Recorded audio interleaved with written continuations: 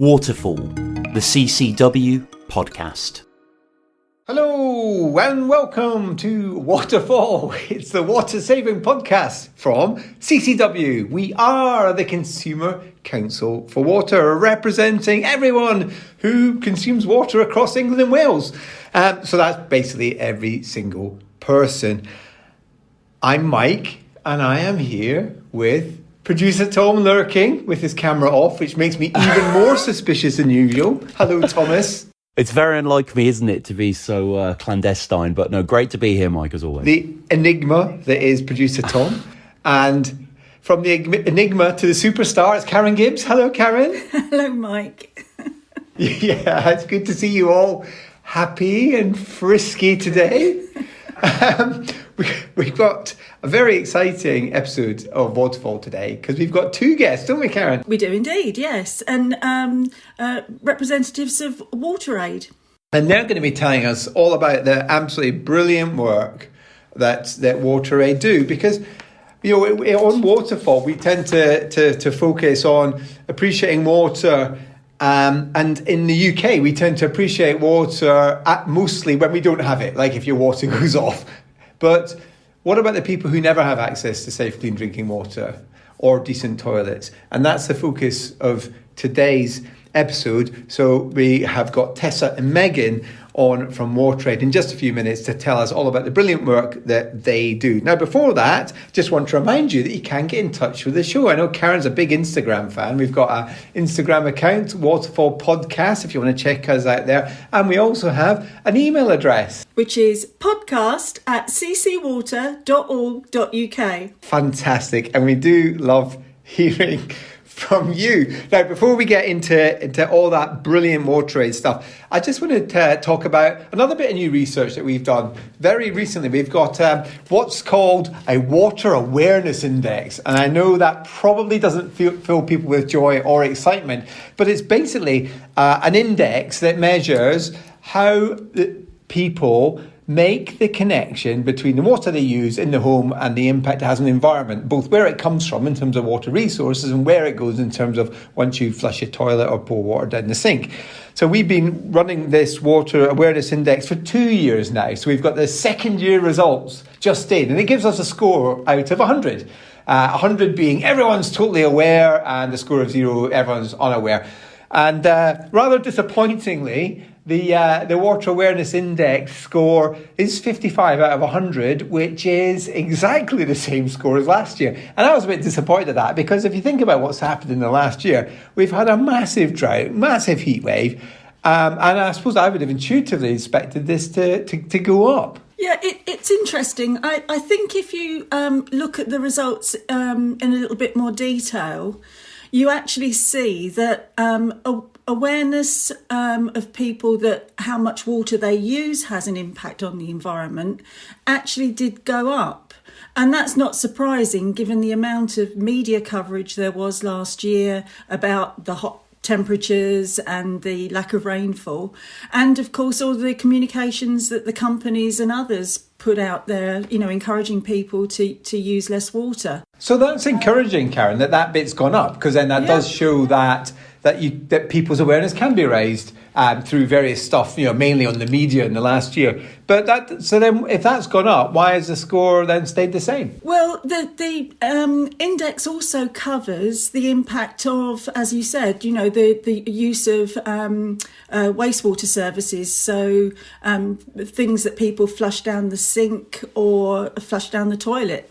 Now, in a way, I think you could say that because all the focus was on the water side of things last year, it may be not surprising that, you know, the messaging about the connection between people's use of flushing arrangements at home did fall down, you know, in terms of their level of awareness. So I think, you know, I think there's a strong message here that if you're communicating well and consistently, those messages do get through.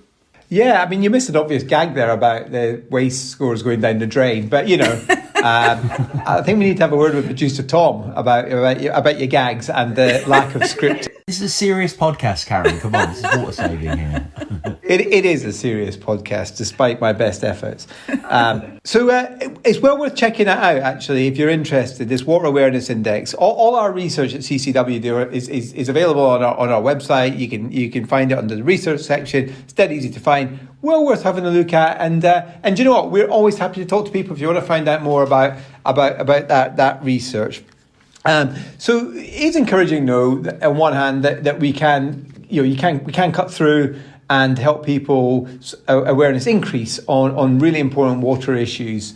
And you know, as you said, Karen, I suppose it's not surprising because of what happened last year. Although I'm still a bit disappointed that we've maybe taken our eye off the ball on the waste side of things. Because you know, if anyone who's experienced a blockage of their sewer will tell you it is just a horrific thing to happen. And obviously, what we flush down the loo or put down our sink does matter and can have an impact. Yeah, absolutely. And I think, you know, unless it's actually happened to you, it's quite difficult to imagine how awful it might be, you know.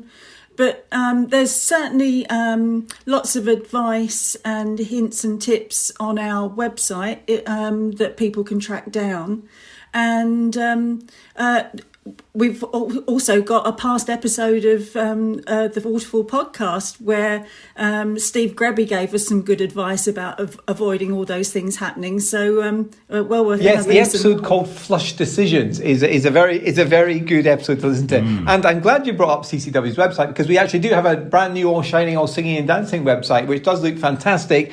So that's ccw.org.uk. Please do check us out. Right. I think it's time for more great information about what is going on in the wider world. We've had as a bit of a theme now that we're looking beyond these shores. So let's find out all about the brilliant work of WaterAid, and let's bring on our guests. This podcast is brought to you by CCW, the voice for water consumers. So it's great to be able to welcome Tessa Collins and Megan Ilworthy from WaterAid to the Waterfall podcast. Hello, Tessa. Hello, Megan. Hi. Hiya. How are you guys? You okay? Yeah, I'm really good, thank you. Yeah, I'm good too. Excited to be here. Do you know what? You both look really excited and really happy, which obviously doesn't help in the form of a podcast. So are you old hands at podcasts, or is this the first time for you guys? I think it's the first time for both of us, actually. Yeah. So yeah, new experience for us both. Fantastic. Well, it's brilliant to have you on to talk about the fantastic work. And we'll just call it out now. We're big fans of the work of WaterAid. Karen and I and Tom, we're working in the water sector, and we really appreciate the work you're doing, which is why we're really keen to get you guys on to tell us more about it. So let's just take a step back and ask the entry-level question. Who are WaterAid and what do you do? To sum it up kind of in one sentence, we are an international not-for-profit who basically we aim to make clean water, decent toilets and good hygiene normal for everyone everywhere. They're basic human rights, but unfortunately not everyone in the world has access to them. So our global mission is to make them accessible to everyone. And the three aspects, toilets, hygiene and clean water, are all really interconnected, and they all kind of, if you don't have one, then the other two don't necessarily come hand in hand either. So it's really important that when we are working, we're not just focusing on clean water, it's also that good hygiene and decent toilets.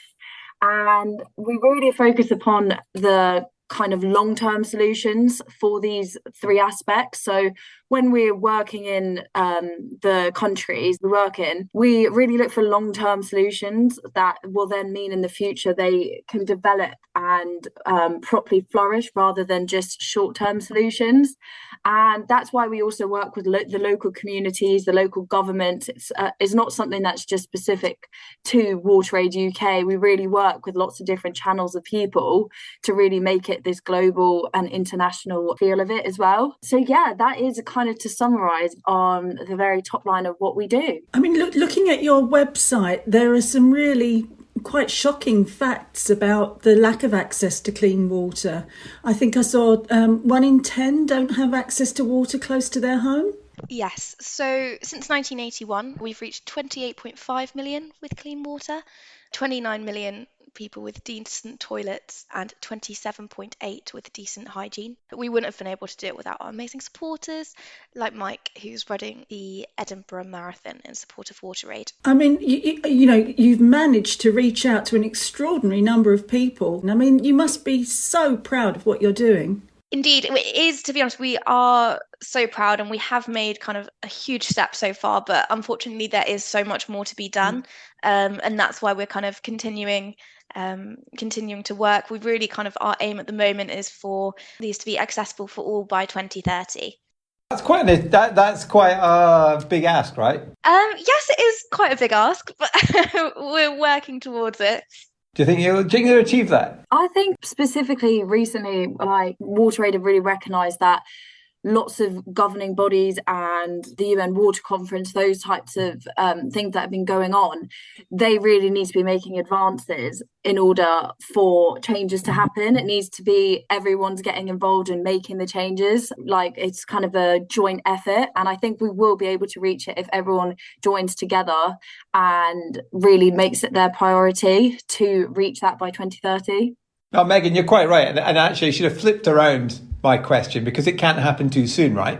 Yeah. Absolutely. Do you think there was a big UN conference on water recently in New York, which you just referred to, Megan?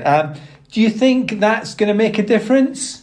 I think all the right conversations are happening and it's getting the attention it needs and deserves. It's just the process is being put in place for it to happen. I think as well, at the moment, there's lots of kind of all countries are having quite domestic sort of issues that have kind of taken the forefront of media and people's minds. So it is really important to still keep international aid and water at the front of people's agendas, because it is something that needs to be completely focused on continually. It can't really be forgotten, even though there are these really important domestic issues happening. So I think those types of conferences that go on are really key to kind of keep making sure that this progress is happening, even if it is small progress over a long period of time. That's a really good point. And I was really shocked that this was the first UN water conference in, like, was it something ridiculous, like 2 or 3 decades? Yeah. It was like unbelievable. It was like, why hasn't there been one? Yeah, there's climate conferences, it seems like every second week. And don't get me wrong, they're great and need to happen. But I was gobsmacked that there wasn't water conference. It was in the 90s, I think, the last one. I was really impressed by some of your videos on your website, by the way. I loved the, I have to say, I was like, I've got 3 small girls myself, right? And it was just things like the little video on finding water on Mars, and the girl that turned to water. They are fantastic. How impactful using videos and things like that, how impactful has that been? That's actually one of my favourite videos as well. It's so true, kind of in the root of all of our work, women and girls, if they've kind of got an accessible water source, it kind of helps them go to school, means women can go to work. In terms of using videos, it's an excellent way to be sharing what we're doing. It makes it a lot more accessible to younger children and also to be shared on social media as well. So it is something which we are incredibly proud of those.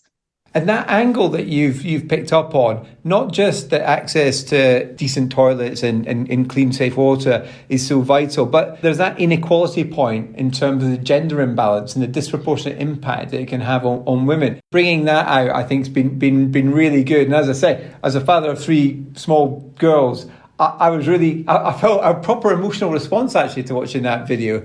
But it does feel like the more you scratch the surface on this, the more shocking it becomes in terms of the scale of the problem.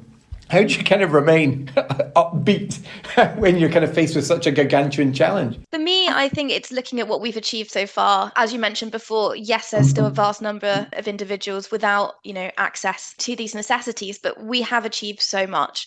And I particularly enjoy myself kind of like reading case studies and things like that. Or maybe if it's because I work on the corporate side, writing a report of kind of what we've done with the funds. And it gives me immense amount of pride to kind of see kind of in in a particular community, what we've provided and how it's made differences to communities and individuals themselves. I mean, with so much to do, I just wonder how you go about prioritising, the communities that you work with and the areas that you work in. Yeah, so the way it's prioritised is it's all in line with our global strategy. We do work across 27 countries in Africa, Asia, and South America. And one of the things that we do look at is where we can make sustainable change. So that might be to do with where we can kind of maintain relationships with kind of like governments and have impact on policy, as these are things that are absolutely necessary to keep the work going in the long run. And are there any particular projects that you've been, particularly proud of? I think for myself, every year we have a winter appeal that kind of happens over the winter months, and our recent appeal has been all about water means life, and it was basically focusing on health centres in Mozambique and kind of connecting with how these health centres that don't have access to clean water, like no matter how devoted they are to saving people's lives and making a difference, they are constantly battling that sort of harm of the lack of clean water. And the Water Means Life appeal basically focused upon bringing clean piped water to 4 of the health centres across the Cuamba district in northern Mozambique, plus many other communities. And seeing what the access to clean water did for them and how it increased the number of births that were safer and children that lived, and the mortalities were decreased a huge amount. So I think for me, that was like quite a big sort of appeal that I really enjoyed following over the sort of months, to see all the support it was getting and also the difference it would make. And that's been also quite a big focus of WaterAid's in the past few months, is this sort of health centre and the access to clean water they have, and especially maternal health. There's been an exhibition near London Bridge of the Malawi, the access to clean water and the impact it's had in health centres for mothers, which is also amazing. That was amazing. I popped down and saw it. So I think specifically for myself, all the health centre kind of case studies really touch me, and I really enjoy following those. Well, as you say, it really is the difference between life and death, isn't it? Karen, you've just missed a massive open goal to plug our previous editions of Waterfall, because we did an episode where we had someone from Malawi on talking about the water issues in Malawi. Arthur, yeah, and he was fantastic. And one of the things he mentioned, exactly that point, Megan, that there are hospitals there that are fit for purpose, yet they're not, because they don't have fresh water, and there's facilities that could be used but aren't being used as much as they should do because of this point. And since Arthur was on, which was only a couple of months ago, I've been keeping a bit more of an eye on Malawi, and they've just had a massive cholera outbreak due to the lack of fresh, clean drinking water. And now they've just been hit by a big storm as well, which is making matters even worse. So it's interesting that when your eyes are opened to the challenges, you suddenly see just how big it is. Enjoying the show?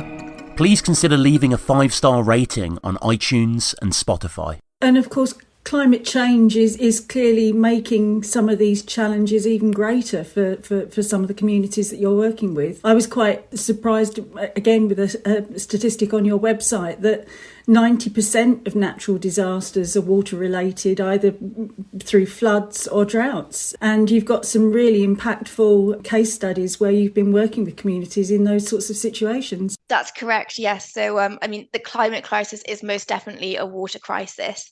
There's many situations where communities now have kind of too much or too little water, whether that be from kind of more frequent or more extreme flooding, which is polluting water sources, or longer droughts, which are drying up the springs. And especially kind of in terms of the drought side, it's now becoming known that a lot more women and girls are walking to hoping to find a water source rather than walking to a known one, because they might not know where they are anymore due to either that pollution or droughts that are occurring. So kind of when we do go into communities to kind of implement resources, we are trying to look at things that would be sustainable and would be able to kind of uphold any future natural disasters, which kind of reduce that uncertainty in the future for them. You came up with a great quotable line there, Tessa. The climate crisis is definitely a water crisis, and we couldn't agree more with that. And I think that's something that is often overlooked by people, because water is quite blatantly the way in which most people will experience climate change one way or another, whether it's too much, too little, or polluted water sources. And I think the more we can bang on about that, the better, and the more traction we'll get at the need to take action, not just in Britain to make us resilient, but all over the world as well. If someone listening to this isn't familiar with the work of WaterAid and wants to get involved, what ways can they get stuck in? I mean, there's the obvious one, I suppose, is give some money and give it regularly. I'm guessing that's the best way, right? I mean, yeah, that is definitely an option. You can kind of donate via our website. You can do it regularly on a one-off donation. But like you said, there are other ways to get involved with us too. The fundraising, we have so many kind of challenge events on our website that you can get involved with, whether that be kind of signing up to like a marathon or like a swim or cycling event. You could also volunteer your time for us as well. Every year we have a range of kind of voluntary spaces at festivals, which kind of happen all throughout the summer. Includes Glastonbury, which is obviously very popular. Is that one oversubscribed? It is very oversubscribed, and unfortunately no spaces left this year. But next year, we welcome applicants. But yeah, so arranged throughout the summer. You can also sign up to be a volunteer speaker for us. And if you were to do that, we do provide training for you, and you can go into kind of like schools, community centres, and give talks about WaterAid either in person or virtually. Something else you can do is, something as simple as, share our posts on social media or write a letter to your MP. Just anything really that can kind of get the word out there and share our mission. We are incredibly grateful for. Fantastic. Well, and Megan and Tessa, I've come across you guys. Tessa, in fact, I think I've come across, wasn't it, or was it Megan? Which one? Who? Because of doing the Edinburgh Marathon, right? That's right. Yeah, it's Megan you've been in contact with. Yeah. I got a very, very nice email from Megan saying thank you for doing the Edinburgh Marathon. Well, I've not actually done it yet. Well, I have done it once before for WaterAid in 2019, and that's how I've got myself doing it again, because I said to my kids, about a month after the last one, I said, I'm never going to do them again, or maybe once before I'm 50 and I'll get a personal best. Anyway, I forgot about this. And then the kids started going, oh, Dad, you're 50. Oh, next year, aren't you going to do the marathon? So I signed up and I'm doing it again, which I'm very pleased to do it for WaterAid. When I'm doing a 20-mile run, I tend to be regretting that decision massively. So if anyone does want to sponsor me, who listens to the podcast, then please do. We can stick my sponsorship page in the show notes, along with those smashing videos actually, and links to your website too, because you've got lots of great material there. That it feels like you do a really good job in trying to empower people to feel like they can actually make an active contribution, which I think is absolutely fantastic. So. You got any tips for me then in terms of fundraising? Because I foolishly said I'd raise $3,000 and I'm about 10% of that at the moment, and I've got 7 and a bit weeks to bump up my figures. Any fundraising tips?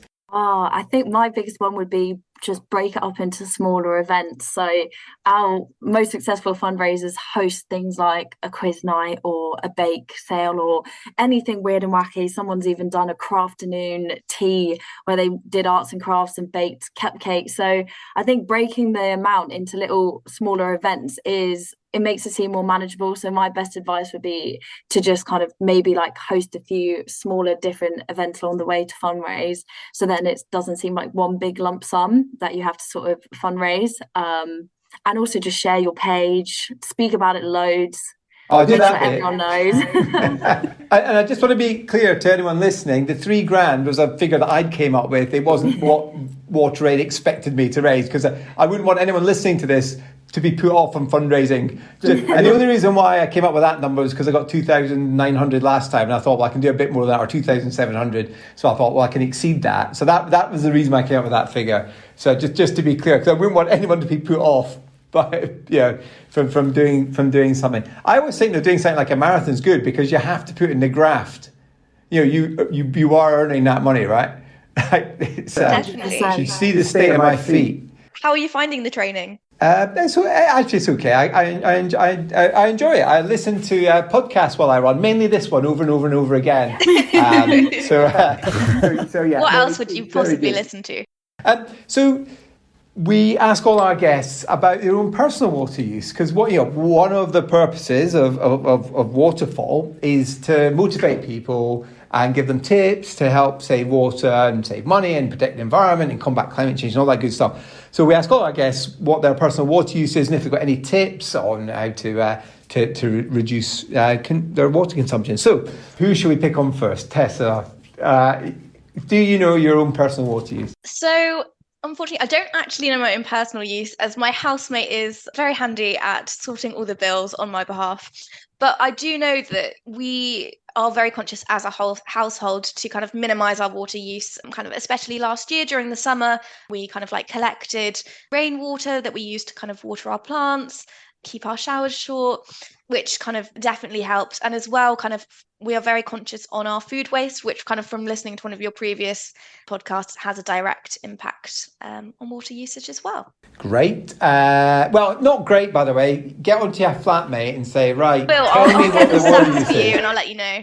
This is a common thing that we're seeing, that a lot of people don't know, or it's not that easy to access. So Megan, Are you going to raise the bar? Unfortunately, I'm not going to be able to raise the bar. I don't know my exact details of my water usage either, but I do know that interconnected with sort of the water issue as well, it's we have been reducing our water usage because of also the energy crisis and not being able to try not to use lots of money heating the water. So we normally do try to keep the showers to a minimum, and also I normally just listen to my sort of tip of kind of saving water is I normally just listen to my favourite song once and then I'm like, oh, I should probably get out now.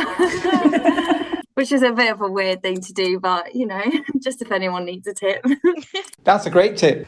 So 2 did not knows, which you do realise that a did not know puts you at the bottom of the league table of water use. So I just want to, just saying, to be fair, there's no prize for coming top. Thank you guys so much for coming on. It's been really good to find out a bit more about the work of WaterAid and just to hear your enthusiasm for the organisation as a whole as well. It's really great to hear. Any final thoughts? Mine would be that I think everyone should support WaterAid. It's an amazing charity, amazing cause, and we can't thank you enough, Mike, for getting involved with the marathon and joining us onto the podcast to kind of spread our mission and get to tell more people about us. Well, it's been great having you guys on. And I'll definitely be in touch with you guys anyway because of the marathon. But also, I'm very interested in the speaker going into schools and doing that kind of thing. I think that'd be really great. And I think Karen, even though she's not said so, I think she'd love to do that too. Karen, this is just up your street. Well, I'd like to think I could help if I could. So I think the work that you do is fantastic, and we tend to take water very much for granted in the UK, and just going on your website and seeing some of the incredible ways you've been able to help people is just really marvellous. So thanks for everything you do. Right, Megan and Tessa, now that Karen is in a malleable situation, sign her up for something right now. Literally get her to commit to something. Do it now. Look, she's there, she's ready. Cycling, swimming. Oh, goodness.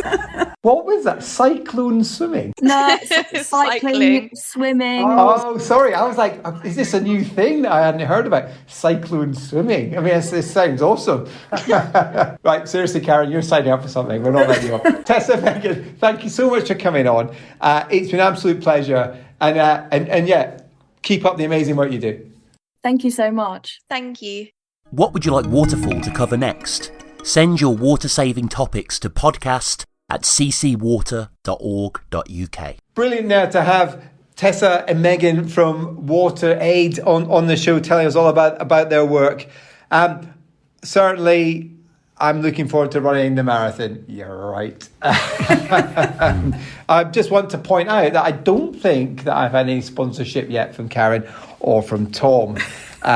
Just saying. We will don't forget, Tom, to add the sponsorship page to the show notes. Of course. Brilliant to have these guys on, wasn't it, Karen? Yes, I mean the work that they do is incredible, and it's really changing people's lives. And We do tend to, as you said, to take water for granted here, and it's when you see some of the, life-changing impacts that just having access to clean water can have for people, it really brings it home to you how lucky we are. Yeah, I think that's a great note to finish on. So before we go, just remind you can get in touch with the show. We got our email address, which is podcast@ccwater.org.uk. And you can check us out on Instagram. That's Waterfall Podcast. Please do check out all the previous editions of Waterfall and subscribe to us so you'll never miss an episode. And if you like what you hear, do give us a 5-star rating on the iTunes store. So that's it. Got to go now. It's goodbye from me, Mike. Goodbye from me, Karen. And it's goodbye from me, in the shadows as ever, producer Tom.